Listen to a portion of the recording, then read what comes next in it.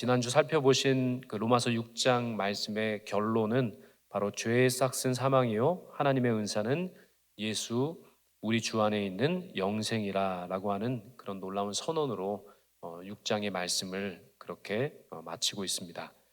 참 여기서 우리가 주목해야 될 한 가지 아주 대조적인 표현이 있습니다. 그것은 죄의 결과는 싹이라고 표현을 했지만 영생은 은사, 즉 선물이라고 분명히 표현을 하고 있습니다.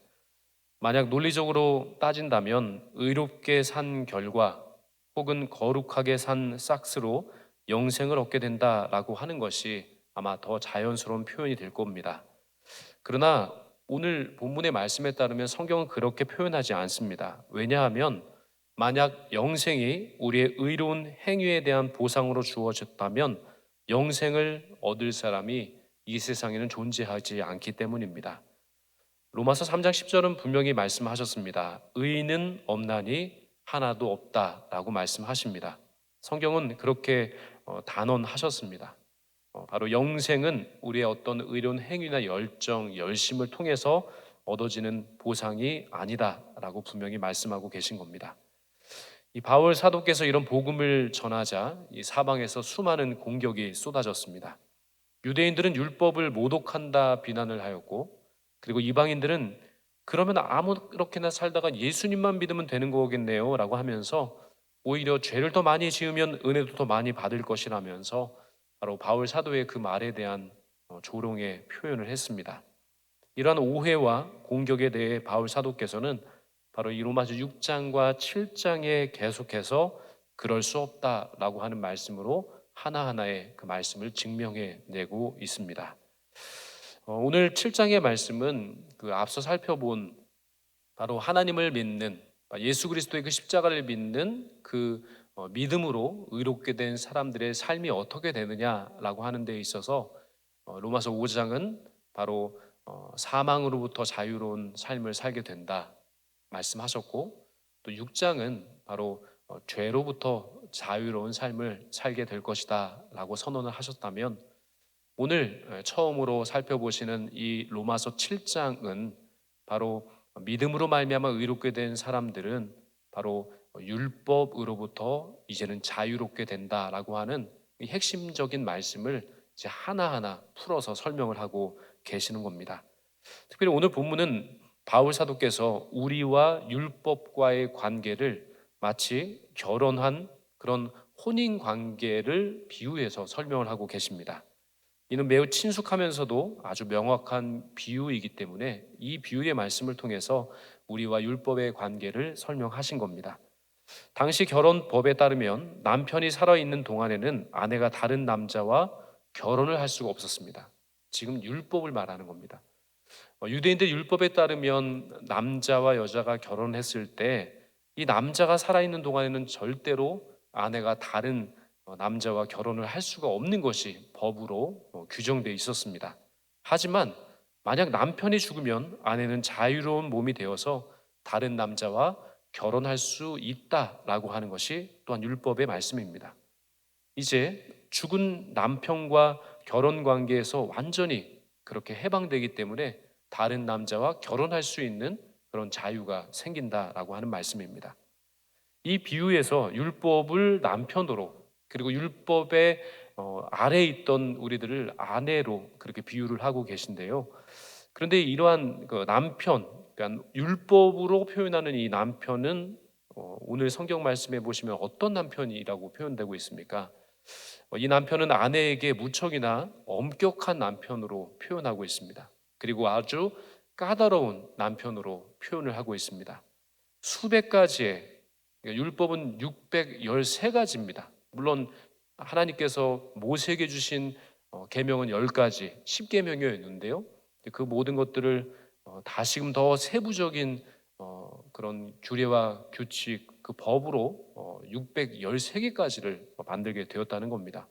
이렇게 수백 가지의 규칙과 계명을 만들어 놓고 매일 밤 아내가 그 규칙을, 그 계명을 잘 지켰는지 못 지켰는지 일일이 조사하고 또 심판하는 그런 모습으로서의 율법으로서의 남편을 지금 표현하고 있습니다. 아내가 아무리 노력을 해도 완벽하게 지킬 수가 없는 겁니다. 아내가 아무리 노력하고 열심을 내도 바로 그 남편이 이야기하는 수준까지 도달할 수가 절대로 없는 겁니다. 그래서 늘 정죄를 당하고 때로는 벌을 받게 되는 겁니다. 이런 남편과 사는 여인은 얼마나 힘들고 절망적이겠습니까? 여러 통제와 또한 여러 가지 조사와 심판만 있는 남편의 모습, 얼마나 괴롭고 힘든 상황이 이어지겠습니까? 이 관계에서 벗어나려면 오늘 성경 말씀에 따르면 남편이 죽거나 아니면 아내가 죽어야 새롭게 그런 모든 것들이 시작될 수 있다라고 성경은 말씀합니다. 그런데 오늘 남편으로 표현된 율법은요 절대로 죽을 수가 없습니다. 왜냐하면 성경 말씀에 기록된 하나님의 율법은 영원하기 때문입니다. 율법은 영원하기 때문에요. 율법은 죽지 않습니다. 즉 남편은 죽지 않는다는 겁니다. 그러므로 아내인 우리가 죽어야 됩니다. 율법은 영원히 있는 것이고 죽지 아니하기 때문에 다른 결혼의 그런 일들이 일어나려면 우리가 죽어야 된다는 겁니다. 그 율법의 통제 아래에 있는 우리가 죽는 수밖에 없습니다. 율법은 절대로 죽지 않고 영원하기 때문에 그렇습니다. 그러면 우리는 언제 율법에 대해서 죽었습니까? 우리가 율법에 대해서 죽어야 진정으로 율법으로부터 자유한 인생을 살아갈 수 있는 겁니다. 그 613가지의 규례와 그 법도에 따라서 철저하게 통제하고 철저하게 그 규정에 따라 살아가는 인생이 얼마나 고단하고 괴롭겠습니까? 그러나 그 율법의 죽음으로 말미암아 우리는 진짜 자유를 얻을 수 있는데요. 우리가 언제 율법으로부터 죽었나라고 하는 것을 살펴보아야 한다는 겁니다. 오늘 본문 4절의 말씀에 보시면 그 답을 좀 알 수가 있습니다. 4절의 말씀을 같이 한번 읽어보겠습니다. 시작. 그러므로 내 형제들아 너희도 그리스도의 몸으로 말미암아 율법에 대하여 죽임을 당하였으니 이는 다르니 곧 죽은 자 가운데서 살아나신 이에게 가서 우리가 하나님을 위하여 열매를 맺게 하려 함이라. 아멘. 바로 오늘 성경 말씀에 따르면 우리가 언제 율법으로부터 죽음을 겪게 되었는가라고 하는 것은 바로 예수 그리스도께서 십자가 위에서 죽으실 때, 그때 비로소 우리를 또한 율법으로부터 죽었다라고 하는 표현을 하고 계신 겁니다. 죄가 없으신 예수 그리스도께서 우리를 대신해서 율법이 요구하는 그 죄의 형벌을, 즉 죄의 삭은 사망이라고 말씀하지 않았습니까? 결국 사망 선고를 받으시고 죽으셨다라고 표현합니다. 바로 율법의 요구에 상응하는 모든 완전한 율법을 이루신 분이 바로 그리스도 예수이십니다. 예수님께서 그 요구를 완전히 충족시키시고 십자가 위에서 돌아가실 그때에 바로 우리 또한 율법으로부터 죽고 율법으로부터 자유함을 얻게 되었다라고 하는 말씀입니다. 이것은 마치 엄격한 남편 대신 다른 사람이 죽어서 아내를 자유롭게 해준 것과 같습니다. 이제 율법은 더 이상 우리를 고발하거나 정죄할 수 없습니다. 우리는 그 율법으로부터 이미 죽었기 때문입니다. 아니요, 예수 그리스도께서 대신 완벽하게 그 모든 값을 치루어 주셨기 때문에, 대신 돌아가셨기 때문에 우리 또한 율법으로부터 죽은 겁니다. 그래서 새로워질 수 있는 겁니다. 왜냐하면 죽은 자에게는 더 이상 그 율법의 법이 적용되지 않기 때문입니다. 남편이 죽던 아내가 죽던 누군가가 죽으면 그렇게 남자와 여자가 결혼하여 부부가 된 그 법이, 이제 그 법의 엄격한 규율이 사라지는 겁니다. 더 이상 그 법으로부터 통제받지 않고 진짜 자유롭게 되는 그런 역사를 누리게 된다는 말씀입니다. 참 이 놀라운 자유의 역사를 로마서 8장 1절은 이렇게 표현하고 있습니다. 그러므로 이제 그리스도 예수 안에 있는 자에게는 결코 정죄함이 없나니라고 하는 진정한 복음의 핵심을 선포합니다. 물론 이 로마서 8장의 말씀은 한 두세 주 후에 저희가 살펴볼 것입니다. 참 위대한 선포입니다. 우리가 바로 예수 그리스도 안에서 참된 자유를 얻었기 때문에 이제는 정죄함이 없다라고 말씀하고 계신 겁니다. 그러므로 이제 우리의 새로운 남편이신 예수 그리스도와 우리는 다시금 새로운 삶을 살게 된 겁니다. 이제 우리의 남편은 예수님이 되신 겁니다. 성도는 그리스도의 신부가 되는 겁니다. 그리고 예수님은 율법과 전혀 다른 남편이십니다. 율법은 통제합니다. 율법은 우리를 감시합니다. 율법은 우리의 삶의 그 모든 부분들을 하나하나 정말로 힘겹도록 살피고 그렇게 지켜가고 있는지를 감시하지만은 바로 예수 그리스도께서는 율법과 전혀 다르신 남편이십니다. 사랑으로 저희들을 대하시고 또한 우리의 연약함을 이해해 주시는 남편이십니다. 우리를 온전하게 해주시는 은혜로운 남편, 그리고 자상하고 다정한 남편, 바로 그분이 예수 그리스도이십니다. 말씀만 들어도 설레이지 않습니까? 자상한 남편, 은혜로운 남편, 그리고 정말 자비와 또한 사랑이, 그리고 이해와 그 모든 것을 품어줄 수 있는 그 넓은 마음으로 우리를 대해주시는 진짜 남편 되시는 예수 그리스도. 오늘 5절 말씀해 보시면 바울 사도께서는 과거의 우리 상태를 설명하십니다. 5절의 말씀을 같이 읽겠습니다. 시작. 우리가 육신에 있을 때에는 율법으로 말미암는 죄의 정욕이 우리 지체 중에 역사하여 우리로 사망을 위하여 열매를 맺게 하였더니. 바로 여기서 육신에 있을 때라고 하는 것은 그냥 우리가 육체적인 그 몸을 의미하는 것이 아니라 바로 성령님의 지배를 받지 아니한 타락한 본성의 지배를 그대로 받고 있는, 다시 말씀드리면 율법의 지배를 받던 그때를 말씀합니다. 그때 율법으로 말미암아 우리는 죄의 정욕 때문에 사망의 열매를 맺으며 살 수밖에 없었다라고 말씀합니다. 이 표현이 우리에게는 다소 이상하게 들릴 수 있습니다. 왜냐하면 율법이 마치 죄의 정욕을 부추긴 것처럼 느껴지기 때문입니다. 그러나 그런 표현이 아닙니다. 바로 이 말씀을 제대로 이해하기 위해서는 우리 인간의 타락한 본성 자체가 우리의 관심에 더 집중적으로 들어야 한다는 겁니다. 이에 대해서 종교개혁자든 존 칼빈은 이렇게 설명합니다. 성령이 내재하지 않는 부패한 인간의 욕망은 율법에 의해 죄를 억제당하면 당할수록 더욱 광포하게 터져나온다.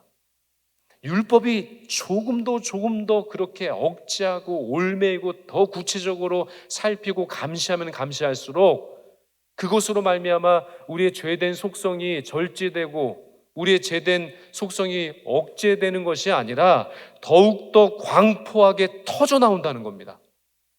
율법의 조문대로 613가지에 따라서 하나하나 우리의 삶을 구체적으로 살피면 우리가 그것에 대해서 더 조심하고 그것에 대해서 우리의 삶에 있어서 자제력을 가지고 살아갈 것처럼 보이지만, 그러나 실제로 타락한 우리의 본성은 더욱더 율법의 조항으로 올마매면 맬수록 우리의 본성이 더 광포해지고 포악이 더 터져나온다라고 표현을 하고 있는 겁니다.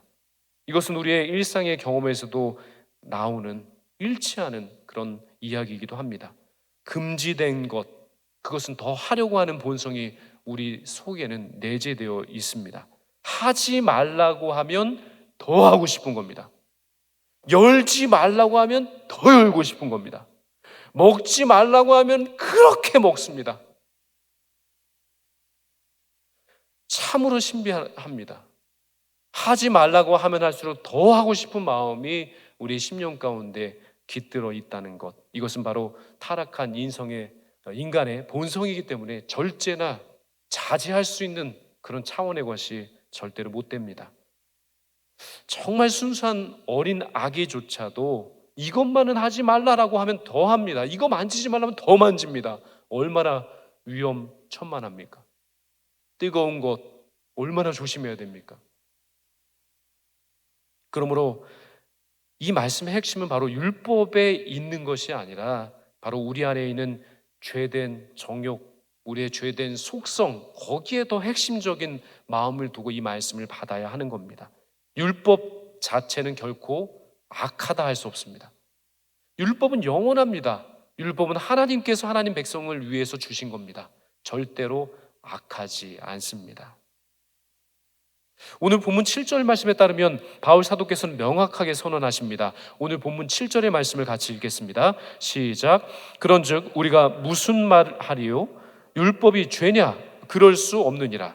율법으로 말미암지 않고는 내가 죄를 알지 못하였으니 곧 율법이 탐내지 말라 하지 아니하였더라면 내가 탐심을 알지 못하였으리라. 아멘. 율법이 없으면 안 된다는 겁니다. 율법이 기능이 있다는 겁니다. 율법의 순기능, 죄를 죄되게 볼 수 있게 한다는 겁니다. 죄를 죄되게 깨달을 수 있도록 마치 거울을 보는 것처럼 볼 수 있도록 그렇게 죄를 깨닫게 하신다는 겁니다. 율법은 우리에게 하나님의 거룩한 기준을 제시하고 무엇이 죄인지를 분명하게 깨닫게 하시고 보게 하시는 역할을 합니다. 마치 거울을 통해서 우리의 더러워진 얼굴과 모습을 보고 그것을 깨끗이 닦고 그리고 옷 매문새를 다시금 갖추어 입을 수 있는 것과 마찬가지입니다. 거울이 우리 얼굴을 더럽힌 것이 아닙니다. 거울이 우리의 옷 매문새를 그렇게 흐트러지게 한 것이 아닙니다. 바로 원래 더러웠던 얼굴, 원래 흐트러진 우리의 모습을 그 거울이 비추어 준 겁니다. 거울은 잘못한 것이 없습니다. 거울은 우리를 죄되게 만들지를 않습니다. 그것이 바로 율법이다라고 오늘 성경은 말씀하고 계신 겁니다. 바울 사도께서는 특별히 탐심을 예로 들어 설명합니다. 십계명에서 탐내지 말라라고 하지 않으셨다면 우리가 어찌 탐심 자체가 죄라는 사실을 알 수 있었겠습니까? 탐내지 말라라고 하는 십계명의 그 계명을 주셨기 때문에 탐심이 죄구나라고 하는 사실을 비로소 알게 되었다는 겁니다. 우리가 그리스도인으로서의 삶의 그 자리 가운데서 생활하게 될 때 정말 내가 이렇게 살아도 되는가? 이것이 정말 하나님의 뜻인가? 이 모든 기준을 어디에 맞추어 살 수 있겠습니까? 바로 율법, 하나님의 말씀인 줄로 믿습니다.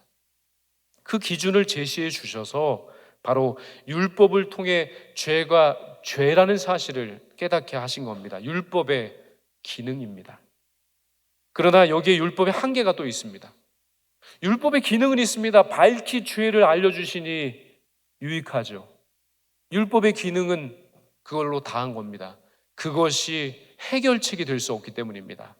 율법은 그래서 한계가 있는 겁니다. 그것이 해결책이 아닙니다. 율법은 죄를 지적할 수 있지만 죄를 해결할 수는 없기 때문입니다. 율법으로 죄를 해결했다면 예수 그리스도께서 오지 않으셔도 됐습니다. 그러나 율법은 죄를 죄되게 드러내고 그 율법을 통해서 우리가 죄인이라는 사실을 밝게 깨달을 수 있지만 그 죄에 대한 문제 자체를 해결할 수 있는 힘이, 해결할 수 있는 방법이 율법에는 없기 때문입니다.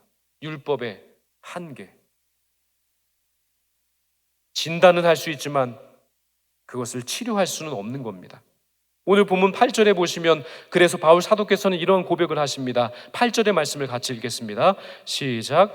그러나 죄가 기회를 타서 계명으로 말미암아 내 속에서 온갖 탐심을 이루었나니 이는 율법이 없으면 죄가 죽은 것임이라. 아멘. 죄의 본성은 율법을 기회로 삼아 더욱 활개를 친다 말씀합니다. 이는 우리 인간의 본래의 자리에서 벗어나 스스로 하나님과 똑같이 되고자 하는 교만한 본성이 우리의 심령 가운데 이미 내재해 있기 때문에 그렇습니다. 그래서 오늘 본문 9절에서 11절은 바울 사도께서 이런 고백을 하십니다. 전에 율법을 깨닫지 못했을 때에는 내가 살았더니 계명이 이름에 죄는 살아나고 나는 죽었도다. 생명에 이르게 할 그 계명이 내게 대하여 도리어 사망에 이르게 하는 것이 되었도다. 죄가 기회를 타서 계명으로 말미암아 나를 속이고 그곳으로 나를 죽였는지라 라고 바울 사도께서 고백하십니다. 전에 율법을 깨닫지 못했을 그때에는 율법의 참된 의미와 요구를 모를 때를 말합니다. 그때는 내 만족, 내 의만을 드러내고 그 나의 자기 의에 대해 도취되어 있어서 살았습니다. 나는 지금 이 정도면 잘 살고 있다 착각하고 살았습니다.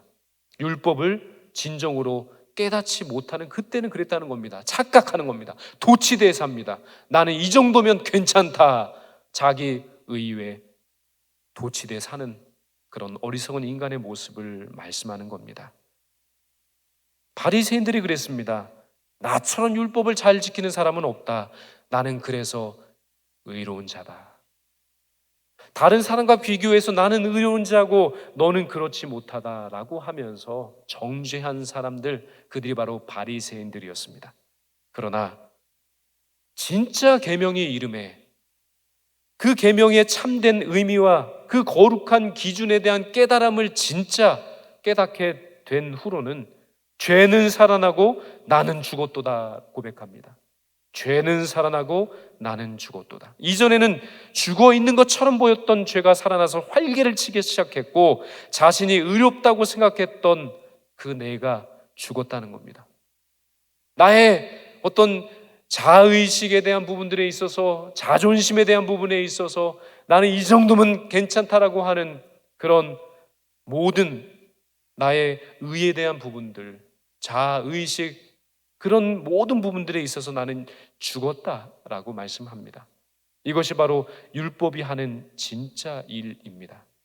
우리를 의롭게 만드는 것이 아니라 우리를 얼마나 죄인된 사람인지를 깨닫게 하는 데 의미가 있는 겁니다. 복음을 받아들이기 위한 필수적인 과정, 내가 죄인이구나, 내가 이만큼 살면 괜찮은 사람이구나 라고 하는 것을 깨트려 줄 수 있는 것이 바로 율법의 순기능입니다. 죄인이 맞구나, 잘했다 생각했는데, 의롭다 생각했는데 그렇지 못하구나, 나도 죄인이구나, 나도 부족하구나, 나도 그 죄의 구렁텅이에서 빠져나갈 수 없는 정말 악한 본성이 내 심령 가운데 있구나. 이것을 깨닫게 하는 것이 진정 율법이 율법되게 하는 진정한 기능이다라고 하는 말씀입니다. 이 모든 과정을 거치게 될 때 12절에서 중요한 결론 한 가지를 내려주십니다. 12절의 말씀 같이 읽겠습니다. 시작. 이로 보건대 율법은 거룩하고 계명도 거룩하고 의로우며 선하도다. 정말로 거룩하고 정말로 의롭고 정말로 선합니다. 이것부터 시작해서 내가 진짜 죄인이라는 사실을 모르면요, 이신칭의는 없는 겁니다. 내가 정말 부족하구나, 내가 진짜 죄인이구나, 나는 하나님 앞에서 내세울 것이 전혀 없구나 라고 하는 사실을, 진짜 율법이 나의 삶에 찾아와서 그 율법이 거울과 같이 나의 인생을 비추어 주어서 진짜 나의 존재 자체를 깨달아 하나님 앞에 절대적으로 무능한 존재로서, 절대적으로 죄악된 인생으로서, 타락한 존재로서 그것을 받아들이는 그 시작이 있을 때, 그 다음 단계 이신칭의로서의 그 하나님의 은총을 받아 누릴 수 있는 그 시작이 되는 겁니다. 그러므로 율법은 참으로 중요합니다. 그러므로 율법은 참으로 중요한 기능을 우리의 삶의 자리 가운데 행해 주시는 겁니다. 그래서 이로보건대 율법은 거룩하고 계명도 거룩하고 의로우며 선하다 할 수 있는 겁니다. 율법 자체는 전혀 문제가 없습니다. 율법은 하나님의 거룩한 성품을 반영함으로 거룩합니다. 그리고 하나님의 공의를 나타내므로 의로움입니다. 그리고 하나님의 선하신 뜻을 담고 있으므로 진정 선합니다.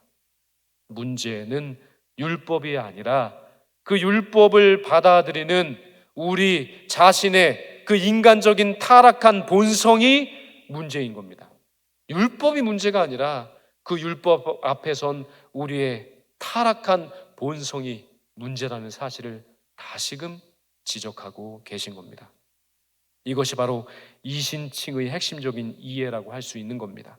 우리가 의롭지 못한 것을 비로소 깨달았을 때, 율법을 통해서 내가 의인이 아니구나, 죄인이구나 라고 하는 사실을 비로소 깨달았을 때, 우리가 완전하게 율법을 지킬 수 없는 죄인이구나 라고 하는 사실을 비로소 깨닫게 되었을 그때, 구원은 바로 그 율법을 지킴으로써가 아니라 오직 믿음으로써만 가능하구나라는 사실을 비로소 알게 되는 겁니다.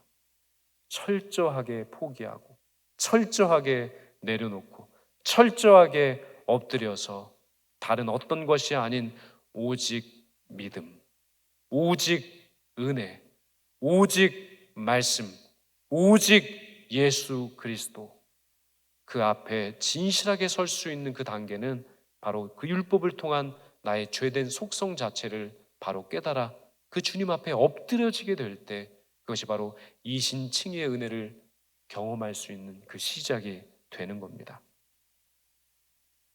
그러면 우리는 어떤 상태, 어떻게 되겠습니까? 우리의 상태는 어떻게 되겠습니까? 이신칭의 놀라운 역사, 율법으로 말미암아 내가 죄된 사실을, 죄의 그 본성을 깨달았다면 우리는 어떻게 되는 것일까요? 6절의 말씀, 그 답을 줍니다. 6절의 말씀을 같이 읽어보겠습니다. 시작. 이제는 우리가 얽매였던 것에 대하여 죽었으므로 율법에서 벗어났으니 이러므로 우리가 영의 사로운 것으로 섬길 것이요 율법 조문에 묵은 것으로 아니할지니라. 아멘.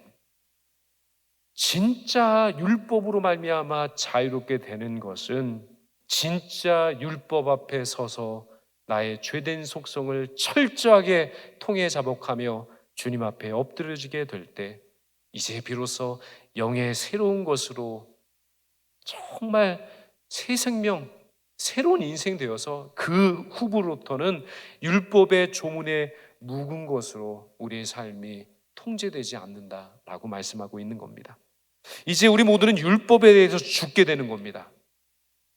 스스로 깨달아 나는 죄인입니다. 주님 앞에 내세울 것이 없는 진짜 죄인입니다. 이것을 고백할 때 율법으로부터 진짜 죽게 된다라고 하는 말씀입니다. 율법의 정죄와 저주에서 율법에 대해서 죽게 될 때 율법의 정죄와 율법의 저주로부터 완전히 벗어날 수가 있게 되는 겁니다. 남편과 아내가 결혼하여서 남편이 죽기 전에는 그 아내가 자유로울 수 없는 것과 마찬가지로 율법이 영원하다면 바로 예수 그리스도의 그 십자가 대속의 은총으로 말미암아 그 십자가의 주님께서 이 모든 것을 완전하게 해결해 주셔서 돌아가셨을 그때 우리가 율법으로부터 죽음을 당하고 그리고 율법으로부터 자유함을 얻어서 이제는 예수 그리스도의 신부가 되어 진정 새로운 삶을 살아갈 수 있는 그 새날이 열려지게 된다라고 말씀합니다. 과거에는 율법 조문에 묵은 것으로 살려고 애썼습니다. 외적인 규칙들을 억지로 지키려고 발부동 쳤습니다. 결국 실패하고 또 실패하고 정죄함을 당할 뿐이었습니다. 그러나 이제는 영의 새로운 것, 바로 성령님께서 우리의 마음을 주관하시고 성령님께서 하나님의 법으로 우리의 마음, 심령을 새롭게 지켜주실 때 우리가 새 언약, 새 마음, 그리고 새 영으로 우리의 심령을 주님께서 새롭게 해주신다는 말씀입니다. 이것이 바로 에스겔 36장 26절로 27절에 하신 말씀의 성취입니다. 제가 이 에스겔 36장 26절로 27절의 말씀을 봉독해 드리겠습니다. 또 새 영을 너희 속에 두고 새 마음을 너희에게 주되 너희 육신에서 굳은 마음을 제거하고 부드러운 마음을 줄 것이며 또 내 영을 너희 속에 두어 너희로 내 율례를 행하게 하리니 너희가 내 규례를 지켜 행하리라. 이때부터 율법이 진짜 우리를 올매는 율법이 아니라 율법으로부터 자유로운 새 마음, 새 영, 그리고 정말 주님 주신 새 마음을 품게 될 때 그때야 비로소 주님께서 주신 이 율례, 이 율법이 그것을 지키는 나도 그 율법 안에서 자유로움을 느끼고 그전에는 억지로 그 율법을 지켰다면 이제는 그 주님의 사랑과 은혜와 은총이 너무나 크고 그것이 감사해서 내가 자발적으로 하나님의 말씀에 순종하는, 복종하는 진정 참 자유의 삶을 말씀 안에서 살아낼 수 있는 새로운 삶이 시작될 수 있다라고 하는 말씀입니다. 오늘 말씀을 통해 우리가 깨달아야 될 중요한 진리의 말씀은 첫째, 율법은 결코 악한 것이 아니라는 사실, 우리의 죄를 깨닫게 해주시는 선한 기능이 있습니다. 둘째, 그러나 율법만으로는 안 됩니다. 율법이 우리를 구원할 수는 없기 때문입니다. 율법의 한계입니다. 셋째, 그러므로 우리는 우리의 구원은 오직 예수 그리스도의 십자가 대속의 은총을 믿는 믿음으로만 가능한 줄로 믿습니다. 우리를 구원하는 것은 율법이 아니라 바로 예수 그리스도의 십자가인 줄로 믿습니다. 우리를 율법의 저주로부터 해방시켜 주신, 우리의 진짜 남편이 되어 주신 예수 그리스도 덕분에 우리가 진정한 자유자가 되게 된 겁니다. 넷째, 이제 우리는 성령님의 인도하심을 따라서 새로운 방식으로, 이제 이전 방식 아닙니다. 이제는 저희들에게 허락하여 주신 율법이 이전의 율법이 아닙니다. 진짜 깨달아진 율법, 그 율법 위에 계신 하나님의 주가 보내신 성령의 감화 감동으로 말미암은 진짜 나 스스로가 행하는, 나 스스로가 자발적으로 순종하는 말씀의 사람으로서 거듭나는 역사를 허락해 주신다는 말씀입니다. 진정한 그리스도인, 그는 하나님의 뜻을 따라 사는 것이 기쁜 겁니다. 하나님의 말씀을 따라 사는 것이 너무나 행복한 겁니다.